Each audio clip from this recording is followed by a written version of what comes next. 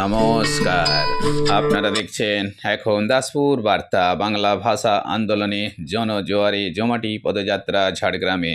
6 August বুধবার জঙ্গল সুন্দরী ঝাড়গ্রামে সাঁওতাল, লোধা, মুন্ডা, মাহাতো, ভূমিজ প্রভৃতি জনজাতি সম্প্রদায়ের সাথে পশ্চিমবাংলার মাননীয় মুখ্যমন্ত্রী মমতা বন্দ্যোপাধ্যায়, রাজ্যমন্ত্রী শ্রীকান্ত মাহাতো, ডক্টর মানস রঞ্জন ভূঁইয়া, শিউলি সাহা, বিধায়ক ফিরহাদ হাকিম, অরূপ ধাড়া, মমতা ভূঁইয়া সহ ঝাড়গ্রাম ও পশ্চিম মেদিনীপুর জেলার হাজার হাজার মানুষ কালজয়ী বাংলা বর্ণ পরিচয় গ্রন্থের স্রষ্টা পণ্ডিত ঈশ্বরচন্দ্র বিদ্যাসাগর, স্বামী বিবেকানন্দ, বিশ্বকবি রবীন্দ্রনাথ ঠাকুর, শরৎচন্দ্র চট্টোপাধ্যায়, পণ্ডিত রঘুনাথ মুর্মু, সিধু কানু, বিরসা মুন্ডা প্রমুখ মহামনীষী পরাধীন ভারতবর্ষের স্বাধীনতা আন্দোলনের দিশারিদের ছবি বুকে সেঁটে দীর্ঘ পদযাত্রায় সামিল হয়েছেন উড়িষ্যা, মহারাষ্ট্র, মধ্যপ্রদেশ, গুজরাট, রাজস্থান, হরিয়ানা, দিল্লি, আসাম ইত্যাদি বিজেপি শাসিত রাজ্যে কর্মরত বাংলাভাষীদের বাংলাদেশি তকমায় নির্যাতন, জেলে আটক, এমনকি বাংলাদেশেও পাঠানো হয়েছে ভারতীয়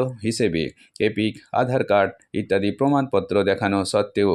এরই প্রতিবাদে জমাটি পদযাত্রায় গর্জে উঠে সবাই তৃপ্ত কণ্ঠে ঘোষণা করেছে, যতক্ষণ দেহে আছে প্রাণ রাখিব বাঙালির মান।